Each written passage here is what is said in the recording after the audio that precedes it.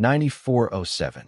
An approved minimum equipment list or FAA letter of authorization allows certain instruments or equipment A. to be inoperative prior to beginning a flight in an aircraft if prescribed procedures are followed. B. to be inoperative anytime with no other documentation required or procedures to be followed. C. to be inoperative for a one-time ferry flight of a large airplane to a maintenance base without further documentation from the operator or FAA with passengers on board.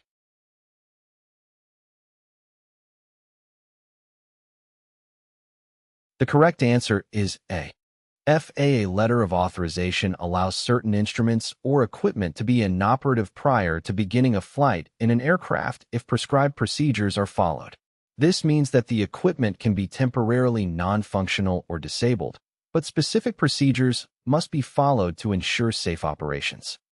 9380. What action is necessary when a partial loss of ILS receiver capability occurs while operating in controlled airspace under IFR? A. Continue as cleared and file a written report to the administrator if requested. B. If the aircraft is equipped with other radios suitable for executing an instrument approach, no further action is necessary. C. Report the malfunction immediately to ATC.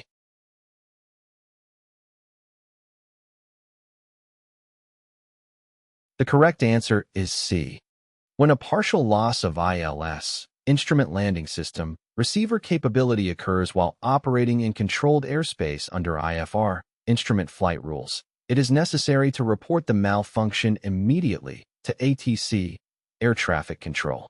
This is important for communication and coordination with ATC to ensure the safe continuation of the flight and appropriate handling of the situation. 9381. What action should be taken if one of the two VHF radios fail while IFR in controlled airspace? A. Notify ATC immediately. B. Squawk 7600. C. Monitor the VOR receiver.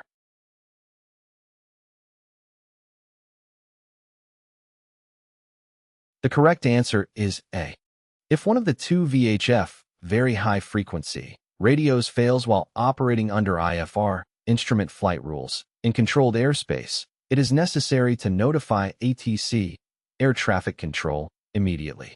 This ensures that ATC is aware of the communication issue and can provide appropriate instructions and support to maintain the safety and efficiency of the flight.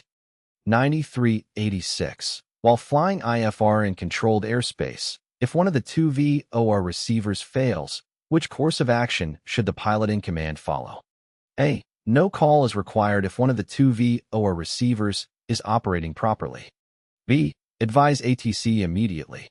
C. Notify the dispatcher via company frequency.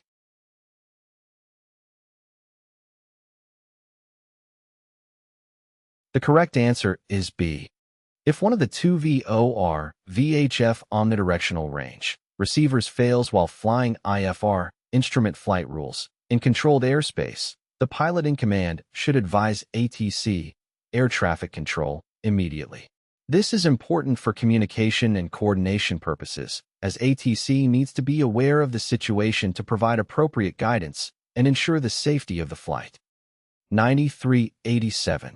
While flying in controlled airspace under IFR, the ADF fails. What action is required? A. Descend below Class A airspace. B. Advise dispatch via company frequency. C. Notify ATC immediately.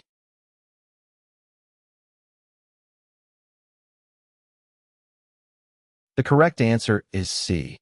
The ADF, Automatic Direction Finder, fails while flying in controlled airspace under IFR, instrument flight rules. It is necessary to notify ATC, air traffic control, immediately. This is important for communication and coordination purposes, as ATC needs to be aware of the equipment failure to ensure the safety and efficiency of the flight. ATC may provide alternative navigation instructions or assistance based on the situation.